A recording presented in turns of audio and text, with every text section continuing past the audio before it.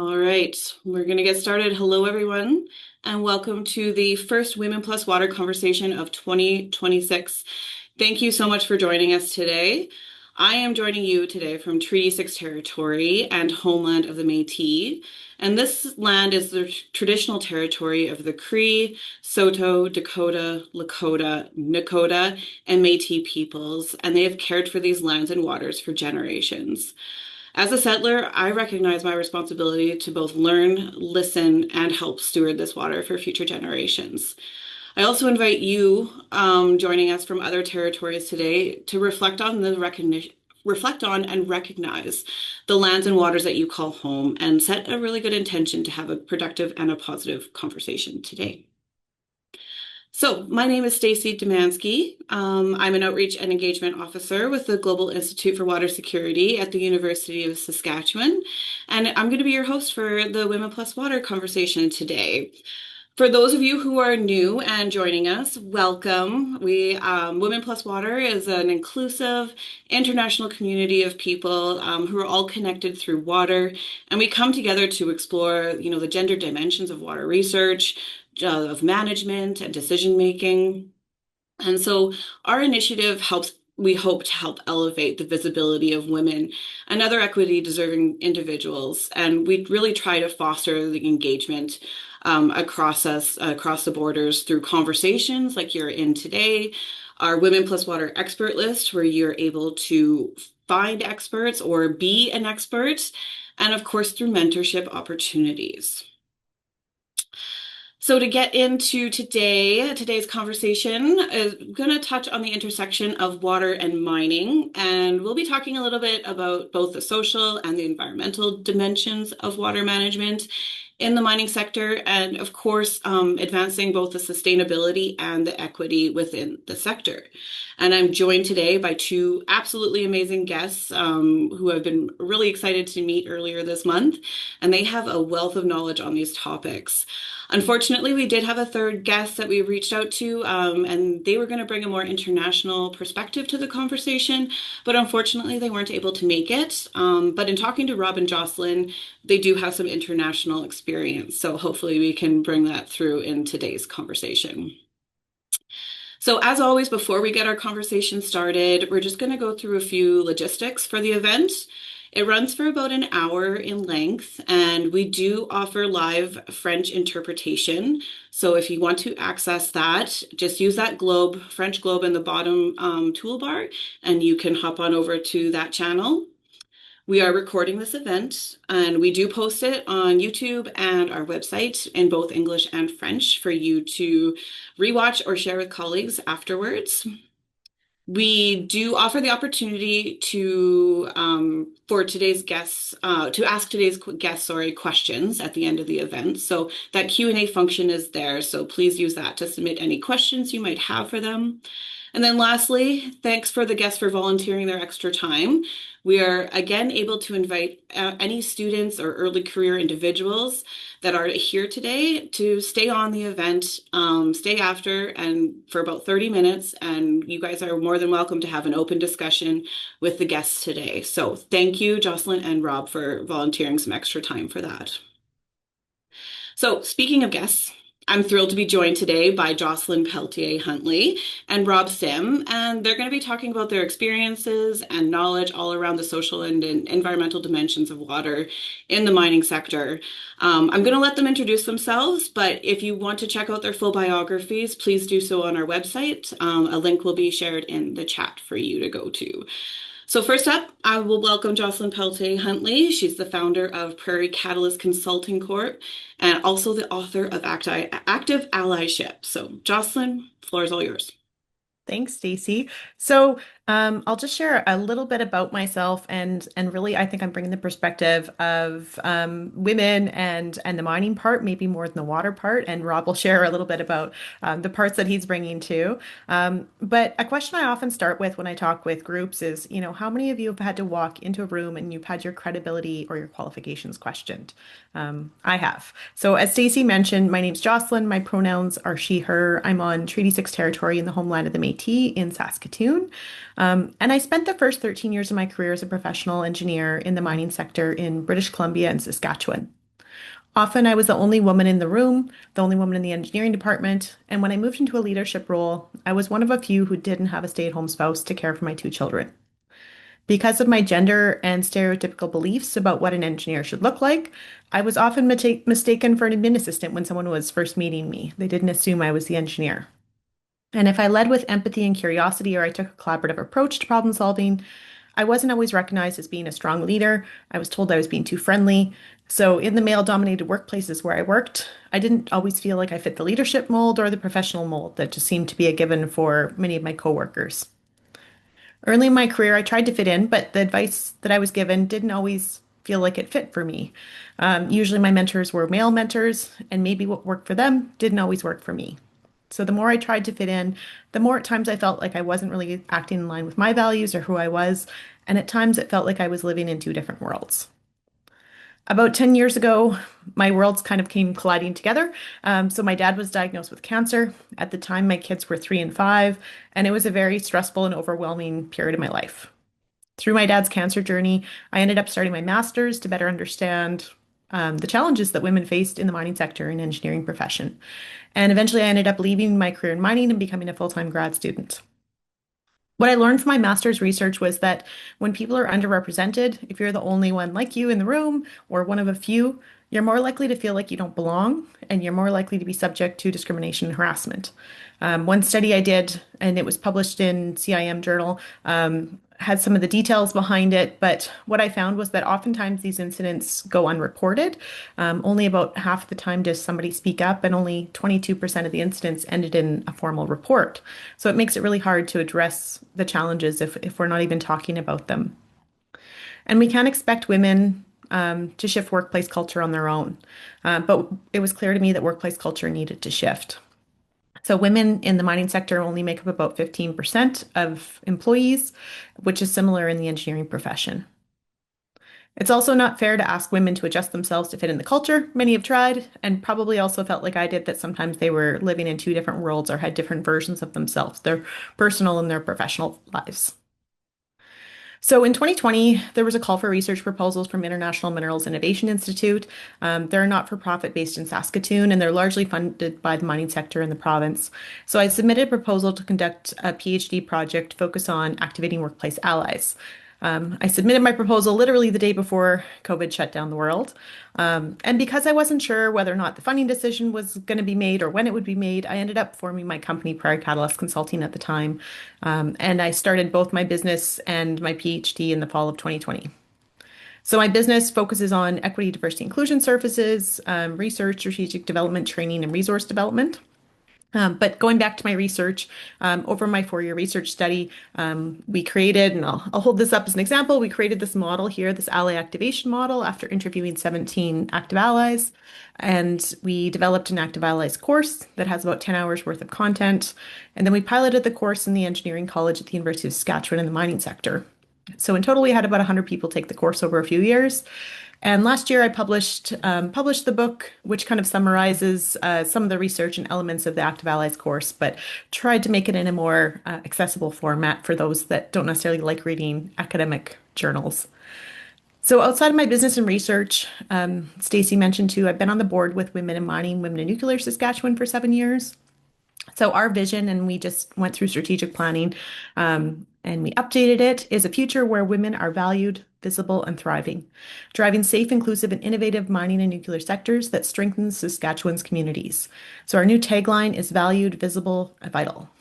So, under the direction of our CEO, Namarta Kochar, we offer a range of services and programming, including mentorship program, monthly newsletters, events, youth outreach, scholarships, and an annual conference. Membership's free, and you can find out more on our website. And we currently have calls out for proposals for our conference, for scholarship applications, to enter into our mentorship program. And we're looking for new board members and volunteers all the time, too. So, you can find out more on our website, winwinsas.com, for more details. So outside of that, and then I'll hand over to Rob pretty quick. I'm an avid soccer fan. My daughters both play. I play hockey, and I'm a bit of an urban gardener too. So I have a pretty lush yard in the back in the summer, and I try as best as I can to conserve water. So we have three rain barrels, automated drip line system. So try to minimize my water use and use what falls from the sky where I can. Personally, I love being on and near the water. I love paddleboarding on lakes and just looking out over water, whether it's a lake or an ocean too. So excited for the conversation. Thanks, Jocelyn. We are absolutely honored that you joined us today. And I hope you're one of the few people who are excited for all the snow that we've gotten in Saskatoon this winter. It's going to get a good kickstart to your garden this spring, I hope. So thank you. Next, of course, we have Rob Sim. He's the Senior Vice President at Stantec in their water sector. So, Rob, I'll let you introduce yourself. Okay, thank you. First of all, I'd like to thank you, Stacy, and the group for inviting me. It's an honor to be here. My name is Robert Sim with Stantec. I have bachelor's, master's, and PhD degrees in civil engineering with a focus on environmental engineering and specifically water engineering. I'm currently an adjunct professor in the Department of Civil Engineering at the University of British Columbia in Vancouver, Canada. And I've been working at Stantec for approximately 23 years and in the engineering consulting business for over 35 years. Much of my practice has focused on industrial water management and mine water treatment in particular, and specifically selenium management and treatment, published widely on selenium management and contributed to a number of books. A little bit about my company. Stantec's a large international engineering and architecture firm with approximately 35,000 staff, and we're headquartered in Edmonton, Alberta. The company started as a sole proprietorship by Dr. Don Stanley in Western Canada, driving around Saskatchewan and Alberta selling water projects. That started in the 1950s, and now we've grown to be one of the largest engineering and architecture practices on the planet. We're ranked number 6 in the Engineering News Record rankings of top international design firms. And I get approached weekly by competitors trying to lure me away from the company, and they always ask why I stay. And the bottom line is that our company treats our employees very well. I think what you'd hear from our senior executives and our HR group is that at Stantec, DEI isn't a program. It's just part of who we are. It's about our culture and our values and making every employee feel safe, like they belong and have an equal opportunity to thrive. So some of the notable accomplishments for our company and ones that we celebrate and we continue to celebrate is in 2022 and 2023, Globe and Mail named us to the Women Lead Here list. We were quite proud of that. In 2023, Forbes named Stantec as one of the world's top companies for women. And in 2024, Forbes magazine named Stantec as one of America's best companies for women. We work hard at that. We've got a ways to go yet, in my opinion, but it's something that we're quite proud of. Fabulous. Thank you so much. That's all really exciting information to hear from the company as well. So, and I know you have lots of experiences to share with us today, so I'm excited to talk about those. So thanks again to you. We really appreciate your time that you're volunteering to chat with us today. So without further ado, you guys ready for the conversation? Yeah. Awesome. So I think it's very clear that you guys both have quite a few years experience working in the mining sectors with or alongside. And as we've kind of noted already a little bit, this sector is traditionally very male dominated. So from your guys' perspectives and your experience and such, how have the women and the other underrepresented groups shown up in this industry more recently, and particularly if we focus in on those water related roles? I'll let either of you take it. Do you want me to Go start? for it, Rob. Go for it, Rob. Okay. So, as I said before, I'm a water engineer by training, and I've done a lot of work in the mining sector over the last couple of decades. And it's hard to be in the water business, certainly in Western Canada, and not work in mining.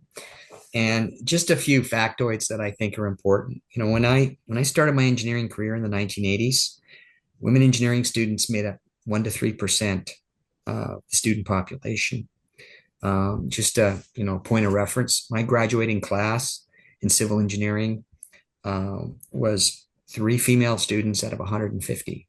Um, Now, what we've seen, and I've seen this in enrollment at the University of British Columbia and other universities where I have colleagues, we've seen a steady increase in the number of female students.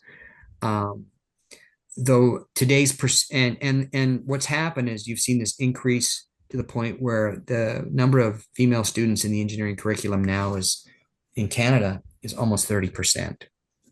So if I look at some of the numbers in our company, approximately 24% of our engineers at Stantec are women. 38% of our professional staff are women. Now that's an improvement, but from a business perspective, it's not where it needs to be. I mean, the female population in Canada is about 50%, 50.3% to be exact. And one of the things you're going to hear me talk about today is how a lack of having enough laborers and enough engineers and enough technicians is really harming not just mining but other businesses. And when you're only pulling from a smaller percentage of the labor pool, it's you don't get the best talent. So we have a long way to go from an equity perspective, but also from a business perspective. So because we believe great ideas can come from anyone, and we're always on the lookout for top talent in our business. So we want to make sure we're sourcing the best talent from the entire population, not just a portion of it. So I think there's been an increase in women in engineering for one reason: awareness. That's my opinion. Um, and, there's been a lot of emphasis over the last 20, 30 years. This is certainly something that our company does, going to middle and high schools and making students aware that engineering is a career for them. Women and women students in particular. We have a number of women engineers working for us that go into the high school and the middle school to tell young female students, hey, I'm an engineer or an architect, and this is a great career. And so it's not lost upon me that many of my female colleagues in engineering, I asked them how they got into it.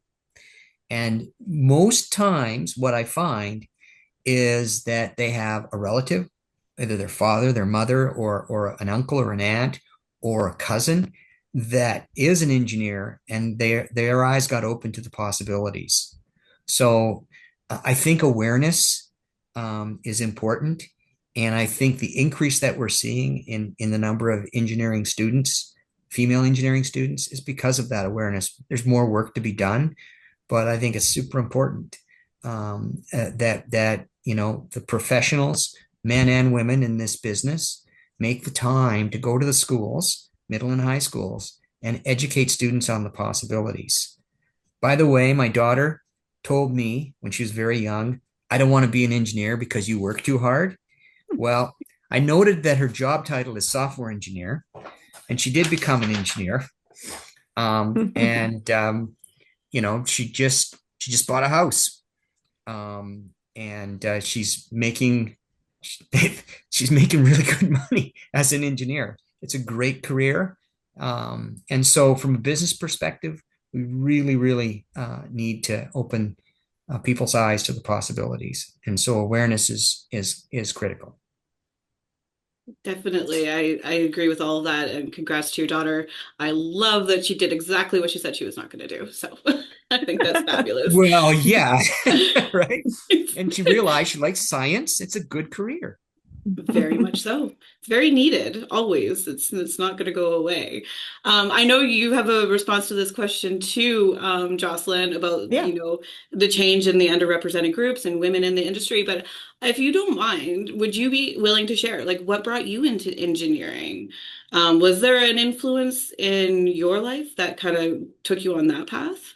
Yeah, I didn't know anyone who was an engineer when I went into it, but I knew you had to be good at math and science, and I definitely wanted nothing medical biology related. I can't stand blood or anything like that, so that cut out a lot of options for me.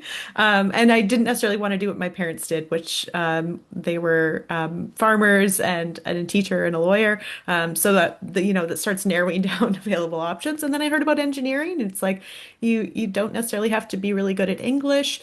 but math and science are really high. So okay, I'll pick that one then. That's how I ended up there.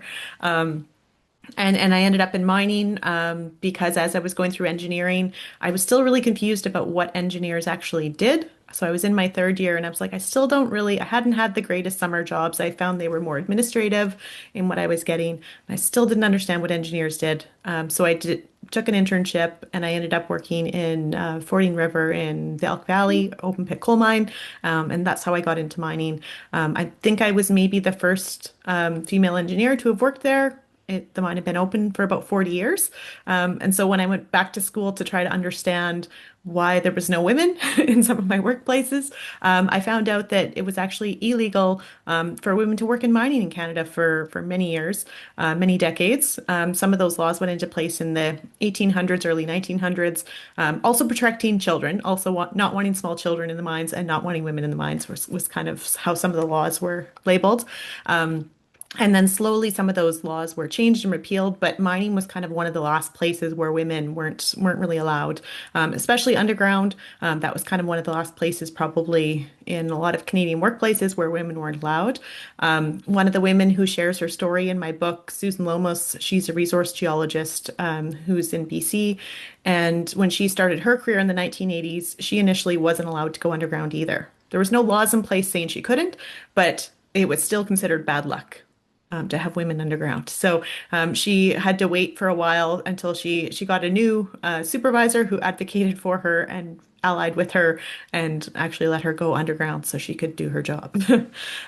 So that was kind of interesting to me. But when I went through engineering, so I chose mechanical engineering, which is probably one of the more male dominated of the disciplines. So there was 3 to 5 women, sometimes in my class, 85 men. That was about 20 years ago. But it's changing. Like Rob said, there's a lot more women in engineering now. Mechanical is only up to about 18% from the last report from Engineers Canada. Overall, about 20% of undergraduate students are women. But environmental engineering, which ties in with water, it's about 40% women. And I also sit on an advisory committee with Eco Canada. So they're taking a look at kind of more of the environmental space and environmental professions within Canada. And their research shows that the green workforce is about 46% women. So that's pretty close to parity with people who are working in the environmental space. That's an amazing stat. I actually never knew that. Is that Canadian specific? I'm Yes, assuming. yes. That's impressive to hear that for sure. So both of you, I guess, have experienced that there's been an uptick in diversity in the mining sector in general. Has this brought on any like changes in the approaches in the industry? Maybe some different priorities that the mining industry is looking at, or like even influenced any of your personal conversations in regards to increased diversity? I Rob, do think you the want to go? need, I think the need for the diversity is what's influenced the conversations. Mhm. And the reason I say that is that one of the biggest issues in the mining industry is the need for talent. I, my company, Stantec, we're an active member of the Canada Arizona Business Council. I sit here in Arizona, and I participate in a number of the initiatives. And one of the initiatives and we're trying to promote business in the state. And one of the initiatives that I participate in is something called Project Exploration, which focuses on the needs of the mining industry.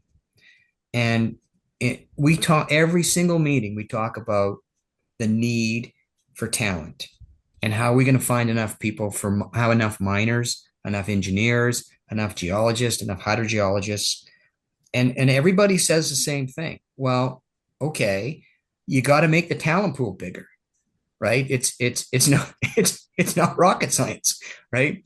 And I mean that translates into looking at the general population and how do we encourage more minorities, more women, and others to choose a career in mining. Because there's a realization if you need more talent and you're not getting enough, maybe you need to have a bigger pool. And an example of this is Women in Mining Canada. It was founded in 2009. We have a number of our female engineers that work at Stantec that are members, and it was established to address the persistent gender gap in Canada's modern mining workforce, particularly in technical and leadership and decision-making roles. And those are good jobs. Those mining jobs are good jobs. The women typically made up a very small proportion of the workforce, especially in geology, engineering, operations, and executive positions. And when you look at why the organization was created, it was in response to several converging factors. The low representation, obviously, of women across the mining value chain, which we've talked about, a growing awareness of diversity and inclusion, improve retention, safety, and business outcomes in resource industries. I think that's true of all industries, quite frankly, from what I've seen. I work in a number of industries. And because of the skill and labor shortage, making you gotta basically increase that talent pool. If you want to, if you it's just good business. You can't just pick from a smaller portion of the population if you're trying to address a labor shortage. So, like I said, it's a common discussion on our board meetings for project exploration. How do we increase the number of people that we were bringing into the profession? Do you find that this type of like recruitment and increase in diversity changes region over region? And I guess I'm asking as Stan Tech is quite international. Um, you know, what we've done is we have a lot of discussions of, hey, how come we don't have more women? How come we don't have more minorities? Well, what can we do? What can we do differently? Right? Sometimes the results you get is because of the actions that you take, right? Hmm. So you have to look at what you're doing and you go, well, I'm not happy with the outcome. So why did I get that outcome? And so the one of the things, as an example, is we've started to do some significant recruiting focused on historically Black colleges, as an example, right? Why don't we have as many African Americans working at our company that we want? This was it's about 3 or 4 years ago. Well, because we're not recruiting in the right places, right? So we got to Mhm. recruit there, right? Um, and that's helping to drive a lot of our decisions. It really does come down to awareness. You Like, I got yeah think you that's got going to to be a yeah, it very comes down to common. awareness, which Yeah. was my first point, right? Yep. But look at the outcomes you got. How come I'm getting that outcomes? What could I do to change the outcomes? Well, maybe I should do something different, right? Exactly. I feel like this is Just going to be a common sense.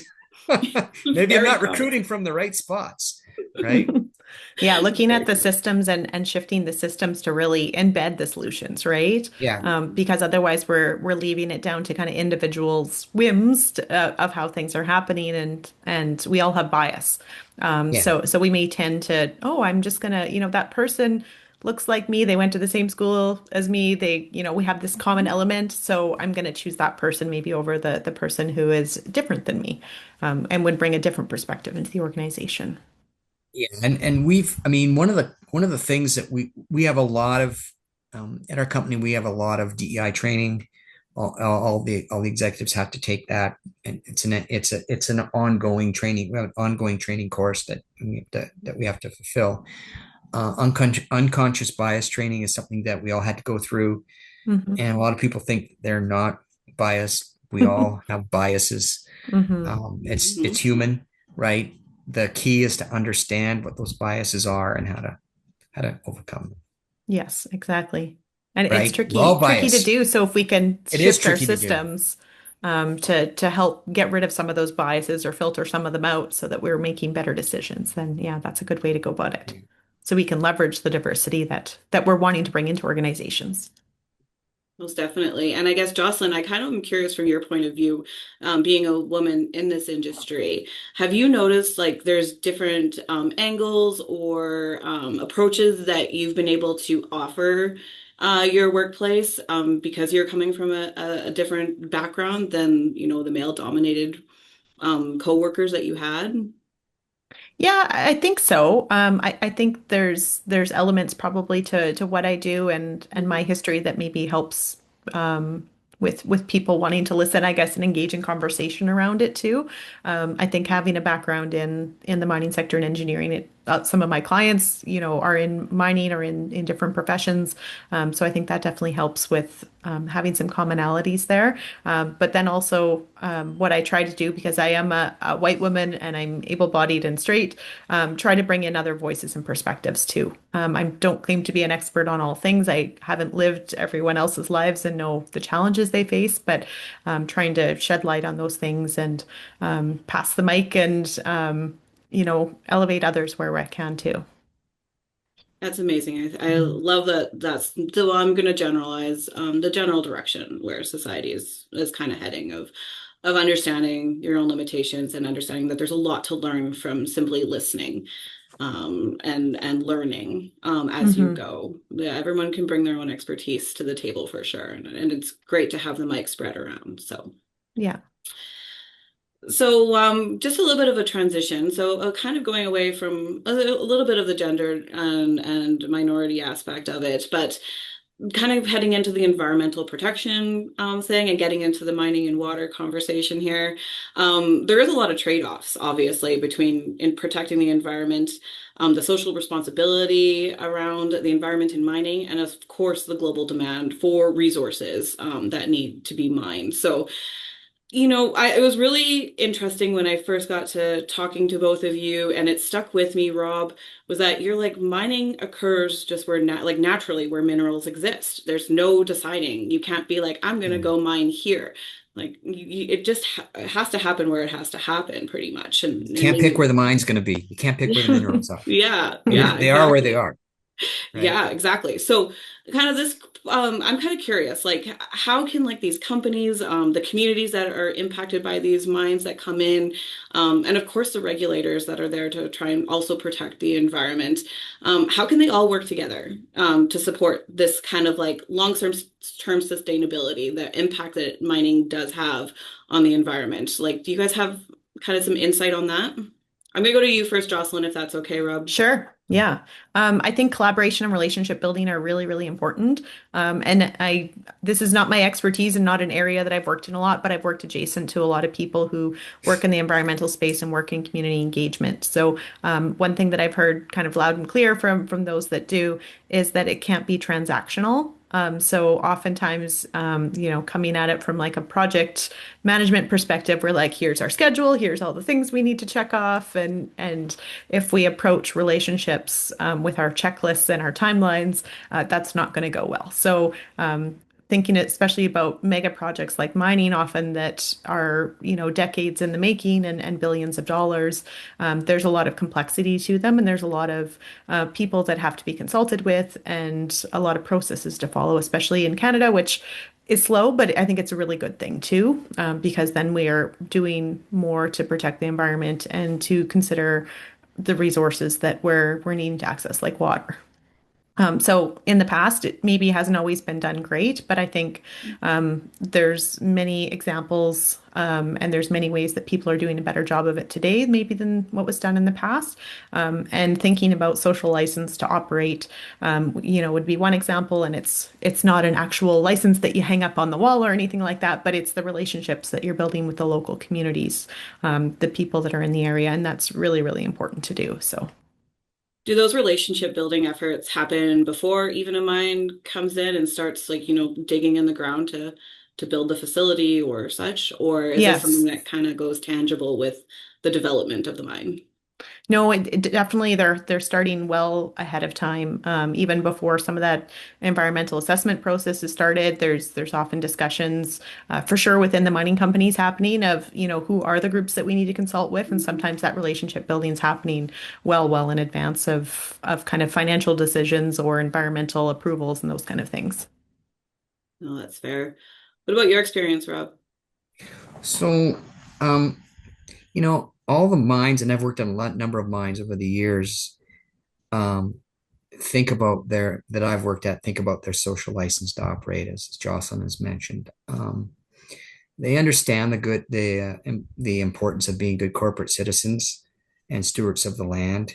Mhm. And I'm always a bit taken aback when I hear some members, not all, but some members of the public characterize the mining companies as evil and not caring about water and the environment. And they forget that these mines are staffed and operated by people that typically live within the community hosting these mines. Why would they want to work at a facility that's negatively impacting their local environment and water? It's just, it's not something that most people want to do. So what I think is key in all of these mines and all of these industrial and mining projects is really looking for the win-win in any dealings you have with the public. And I'm going to give you an example of a mining client that I have. Can't give you the names and stuff, but a mining client that has a mine in South America, and it's in a water scarce region, and they needed to expand the mine, and you don't pick where the mineral is. It is where it is, and it just happens to be in a water scarce region. The local community was understandably, there's a river there. The local community was understandably concerned that when the mine goes and they actually start taking more water from the river, that's less water for them, less water for their farms. And so there was some significant concern. And we were engaged with this mining client. And coincidentally, this same community also needed to expand and upgrade their wastewater treatment plant. And they didn't have the money. And so the solution that they came up with was, okay, we don't need river water. We could expand and upgrade the treatment on your wastewater treatment plant. We could take some of your wastewater effluent and we could use that as our water source. The effluent then would be cleaner. The effluent that continues to go to the river would be cleaner, and that'll improve the water quality. The end result of all that was that there were downstream farmers in the community that were taking that river water that was previously more polluted, using it for irrigation of crops, and they weren't able to sell their crops outside the local community. With the improvement in the water quality in the river because of the upgraded wastewater plant, it opened up markets for them outside their community and helped their economy. And that's, to me, that's an example of creating the win-win. Is understanding what the needs of the community are, talking to them, engaging with them, and coming up with a solution that benefits everybody. It's not you giving something up, it's how can we craft a solution to benefit all parties. Mm-hmm. That's a really nice example too. I think there are a lot of opportunities to make those situations win-win, and it's great that there are companies who are doing that. I think you guys are kind of touching on it already a little bit about like kind of the major water challenges that like the mining sector is facing of water quality in particular, sometimes quantity. But just in your experience that you've had, what do you think there's like the lessons learned sort of idea that have come from the projects that you've been involved in? I feel like Rob, you've already said one, but I feel like you have more too. Jocelyn, I'm going to go to you first though, if that's okay. Sure. Yeah. Um, I think like just thinking, touching more maybe on what Rob was saying too, and kind of about like why wouldn't people want to mine or that kind of thing. I think historically, mining hasn't always done a good job of explaining what's going on. Mines generally aren't accessible to the public, so maybe it can seem kind of scary when there's fences around a place and the public doesn't get to go in as much.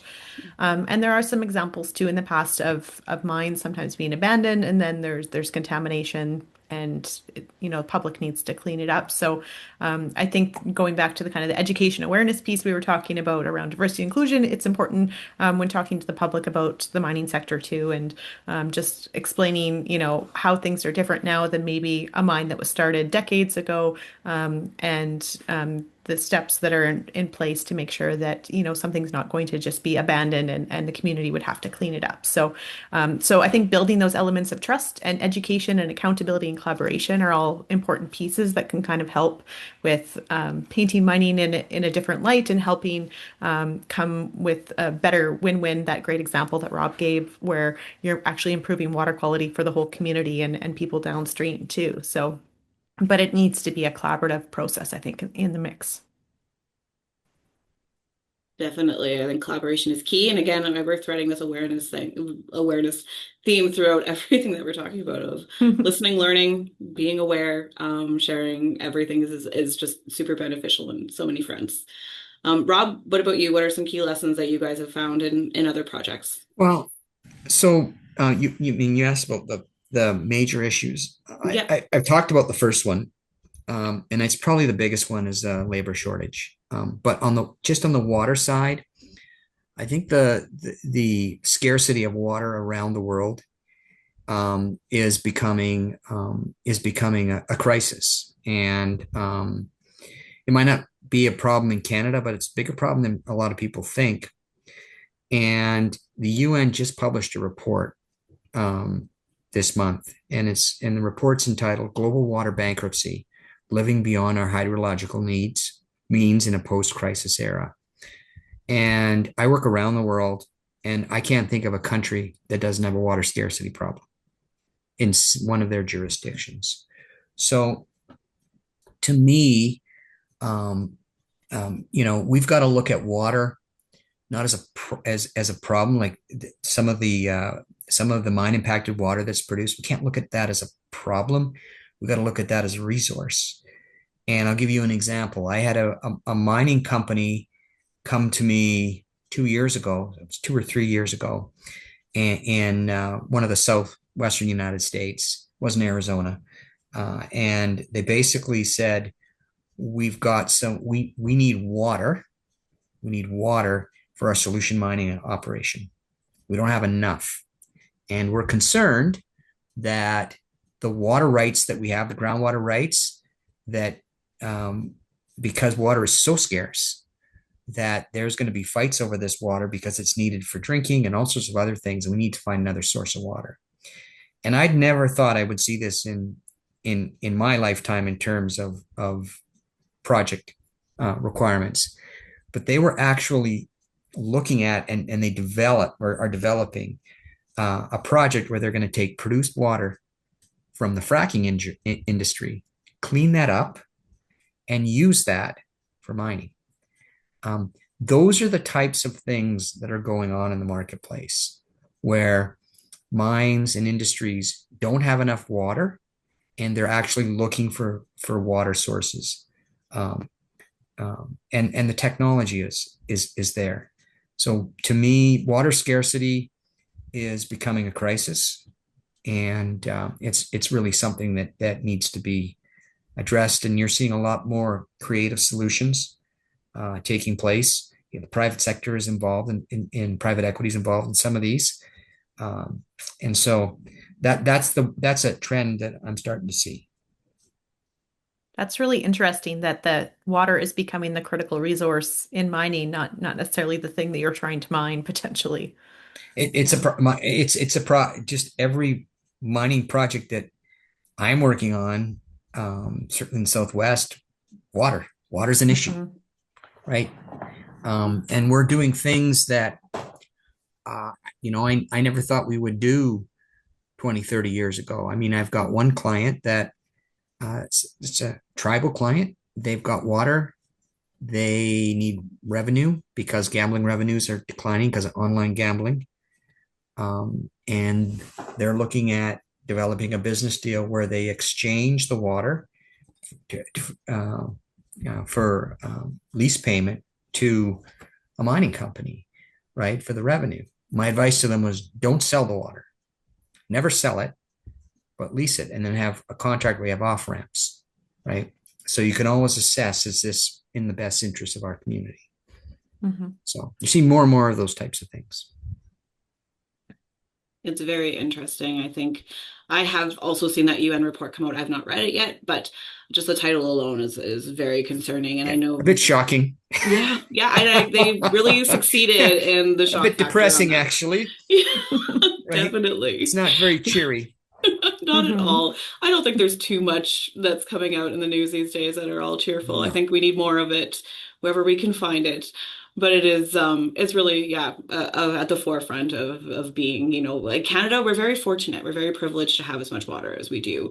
And even, last year it was under threat, politically, and it's just shocking at how much disruption that causes. And again, we're very privileged living here and such. And there's countries who have been dealing with this type of political war over water for forever, pretty much. So it's kind of a bit, yeah, sad. So I'm going to move on from that.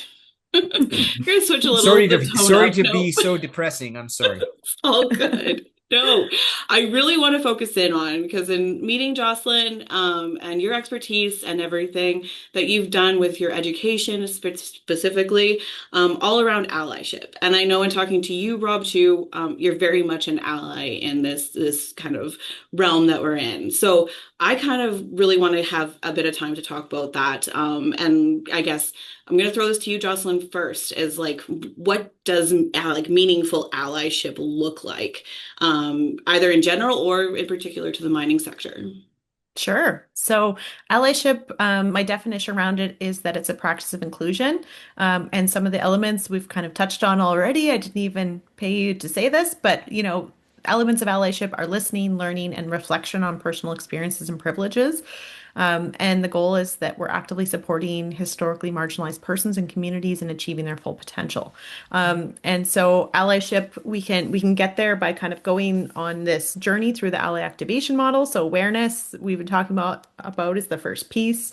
After that, we can support people. After that, we might go on a bit of a learning journey and do some realizing and growth and learning. And then after that, we're kind of skilled and ready to lead change. So some key allyship skills that I found through my research. One is active listening, which is a skill we can use kind of in all facets of our life, but we're really coming to a conversation curious and wanting to learn from others rather than just waiting for our turn to talk. Learning how to speak up and intervene in unsafe situations so that you can help protect people, which is really important around that retention piece for where women are underrepresented in workplaces and industries, because turnover is a lot higher when people are underrepresented too. And then the last piece around it is we're not all going to be perfect all the time. So knowing how to apologize and when to apologize and making sure that we are working to rebuild trust and rebuild psychological safety through showing that we're not perfect and we can apologize when we make mistakes. Because I would rather an ally speak up and maybe say the wrong thing than to just remain silent and accept that whatever happened was okay. Because sometimes silence supports the bad thing that happened rather than letting people know that, you know what, that wasn't okay. That's not how we do things here. So those are some elements around allyship anyway. And Rob, what's your experience being an ally? So, I don't have any formal education in this area, so I'm going to have to give you examples from my dealings with my female colleagues and lessons I've learned from the University of Hard Knocks. The first thing I'd like to add to the conversation is, as I said, I talked to a colleague of mine yesterday, Risa Fury, who's been in the mining industry for decades. And I asked her about this specific topic, like what can men do? What could I do? And she goes, well, show up. And like I said earlier, what she meant by that is she gave the example of being an active member of women in mining. Women in mining organizations are not just for women; they're for men as well. And having men show up at these meetings, according to Risa, and it's no surprise, means a lot to the women that are there, right? That you're actually taking the time to listen to their concerns and learn something that will help you be a better colleague, a better mentor, right? A better subordinate, and all of these things.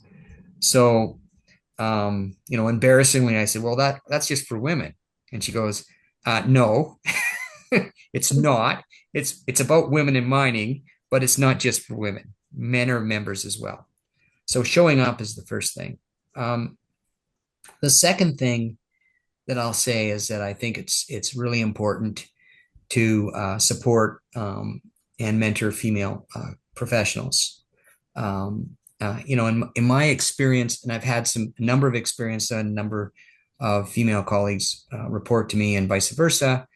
And I can think of an incident that happened earlier in my career where I was a very young engineer at the time, and one of my colleagues who was more senior than myself, female engineer, probably been out of school 3 or 4 years longer than I had been, way more experienced. We go into the boss's office. He was the number two person in the company. I don't work there anymore, but he was the number two person in the company.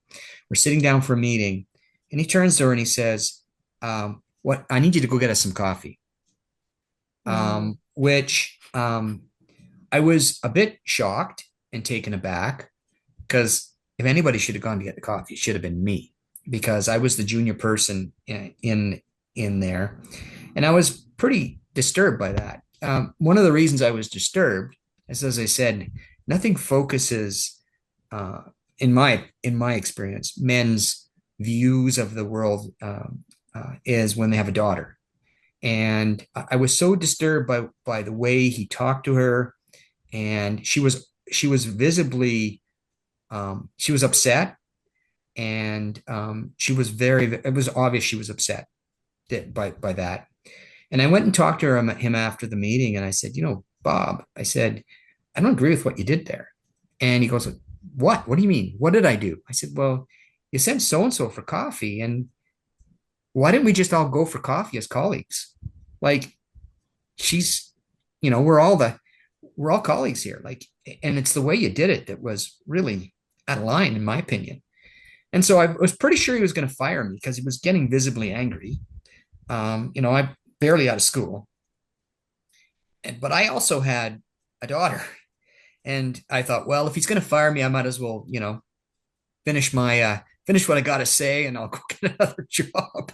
And I said, Bob, I said, you have a teenage daughter. How would you feel if somebody talked to your daughter the way you just talked to her? And I stopped him dead in his tracks.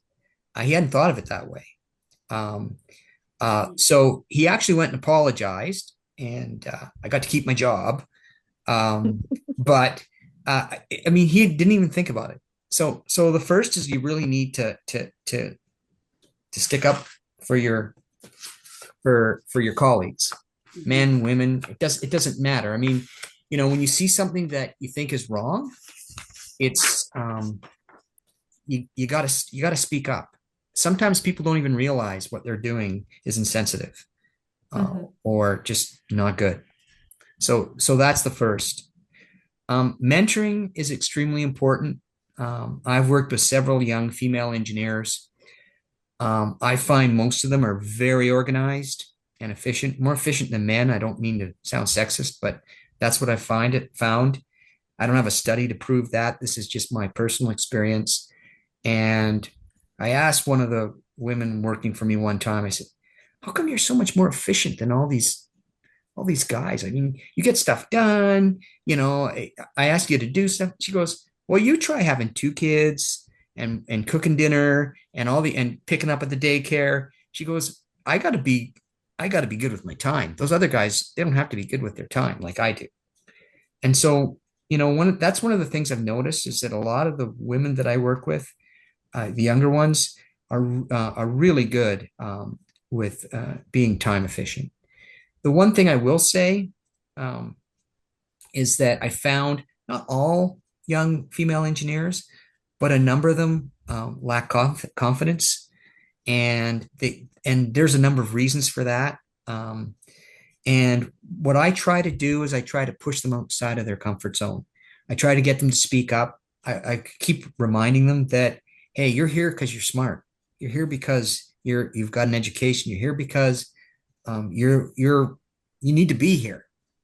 And just really helping put some of these folks into a position where they can stretch their capabilities, and telling them that, you know what, you're going to fail, because we all do.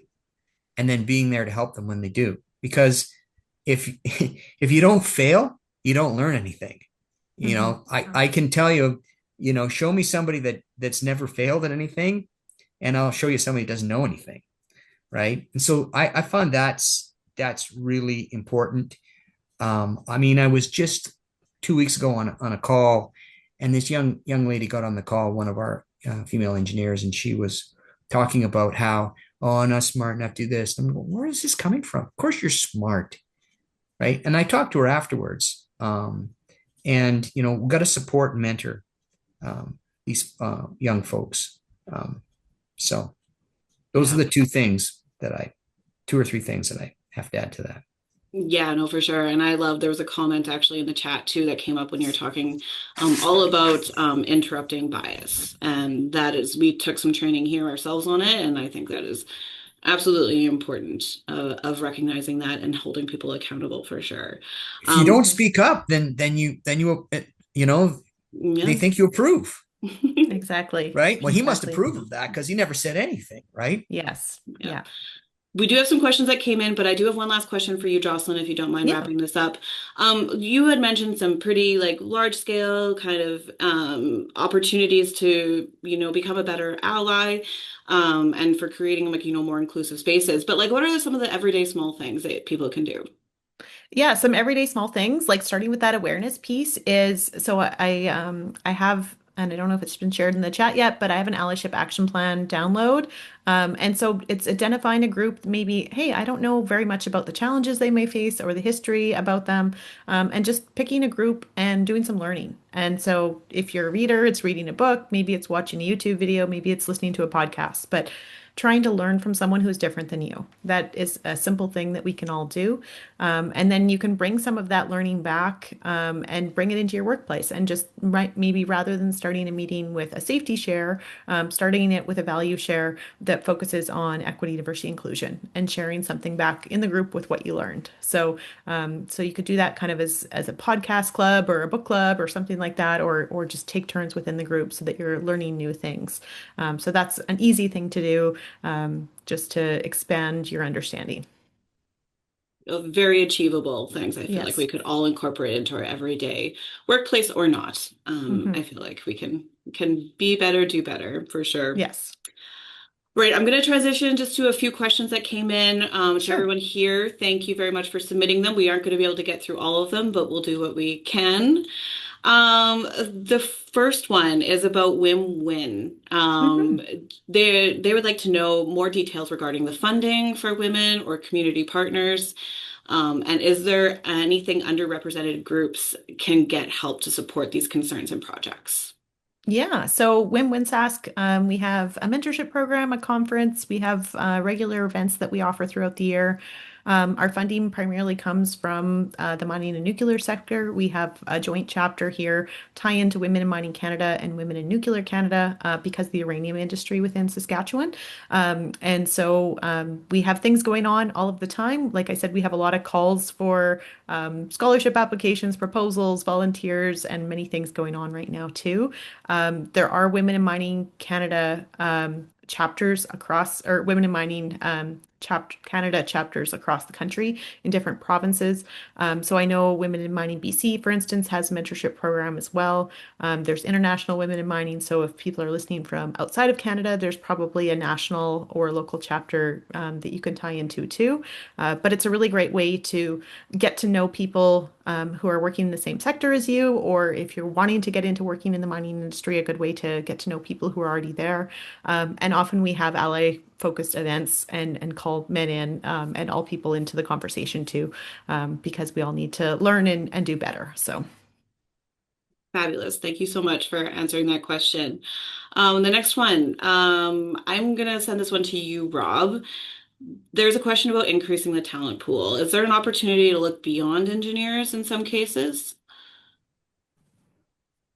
Well, we have a big architecture practice. We have a big science consulting practice. So we have aquatic toxicologists, hydrogeologists, a huge number we've got archaeologists. I mean, typically somebody will ask me, can you guys do such and such? And 99.9% of the time, the answer is yes. So I always answer yes and then apologize profusely if the answer is no, but it's rarely no. So it depends. It really depends on what the person that's asked the question is looking for. We have a what we call our environmental services group that basically covers just about every scientific field there is. We've even got folks that get involved in like they get involved in the medical consulting area. So we do a lot of different things. We don't just hire engineers, I guess is the bottom line. Yeah. So Is if there you like elaborate a little bit more, I can tell you if we, I mean, depends on what profession that yeah. you're I'm in. not sure if you can answer this question, but do you find that there's different like diversity levels within non-engineering sectors than engineering? Like, is there like lower representation in engineering compared to other ones, or I, like you not know, sectors, I, sorry, I I don't, I mean don't like have the numbers jobs. that I can just tell you, my impression, but Hmm. I don't have the numbers at my fingertips. Um, my impression is there's fewer women in the engineering field than in our environmental services group, as an example, which is more, it's more the pure sciences. That's Yeah. I don't have I could get those numbers, but I don't have those numbers at my Yeah, fingertips. But that's I my don't know the impression. stats off the top of my head, but what I've seen in the past is I think there's generally in Canada anyways more women in science than there would be women in Yeah, engineering. that's been what I have observed, but Yeah. I don't have those numbers, those actual percentages at my fingertips. Yeah. No, that's fair. It was a random question thrown at you. We're just going to do one more because we're a couple minutes over. And this is just a simple clarification, I think, question. There was somebody who asked, how can an effluent wastewater be cleaner than the river water? But I think there might have been a misunderstanding about the new water treatment plant that was included in that conversation. I mean, um, easily. It's just depends what the treatment is, right? Mhm. I think, I guess the way I will answer that question is if you look at what's happening in the water business and you look at field and you look at what's happening with technology, we're working on a project right now. We're the program manager for the city of San Diego, and it's their pure water. It's called their pure water program, and we're taking municipal wastewater and we are treating it and converting it into potable water that people can drink. The technology for that is out there, and it's mainstream. So we're working at semiconductor facilities where we're taking wastewater and we're producing ultra pure water, which is got virtually nothing in it. Um, um, and so the technology is there to treat to a much higher standard. Mhm. Hopefully that answered the question, but Hopefully. I am going to end this conversation though today. I'm sorry. I think we could talk forever. It's all intriguing to me, but there's lots of great things that were discussed today. So thank you both very much for this conversation, and we well, really thanks again for the appreciate invite. your time. Appreciate it. Perfect. And we're so happy. So, and also, not just thank you to you two guests, but thank you to everybody for attending the event today. Our community truly, we continue to grow and be impactful because everyone's here and they show up and they want to be part of the conversation. So, thank you very much. Just to remind you that Women Plus Water does offer multiple opportunities to individuals around the world, like conversations like today. Again, our Women Plus Water expert list, where you can find experts to diversify the voices at your events or in media and such, or be an expert. Self-nominate yourself to join that list as well. And then, of course, mentorship opportunities. So our next conversation we will be hosting on Wednesday instead of a Thursday, Wednesday, February 11th. That is the International Day of Women and Girls in Science. And we're going to be having a conversation with numerous individuals that are involved with inspiring girls expeditions. So registration for that will be thrown in the chat. So if you'd like to join us on that day, it's going to be an amazing conversation again. So, and if you guys have any questions for us at any point in time, we're reachable at womenpluswater@usask.ca. And before we conclude, of course, there's numerous amount of people who work behind the scenes to make our community run smoothly. So, of course, our founder, Corin Schuster Wallace, Viviana Barrero Nino, she is the one who's been running the tech behind the event. So, thank you, Viviana, and throwing everything in the chat. Tara Hackle and Jesse Widow, and they do a lot of work behind the scenes. And of course, Devala and Louis, they're from In Other Words Incorporated, and they're providing their live French interpretation today. And of course, our sponsors, the Global Institute for Water Security and the College of Arts and Science at the University of Saskatchewan, wouldn't be possible without your support. So at this time, we're going to conclude, but invite anybody who's willing to stay or wanting to stay and talk with Jocelyn and Rob. These would be any students or early career individuals, and we can have an open discussion. Just a reminder that we are going to ensure that it is a safe and productive conversation. So please be respectful with any questions that you do come in. So please bear with us. We need about a minute to transition to that. So thank you guys all again for joining, and hopefully we see you who are on their way out. Hopefully we see you next month at the next conversation.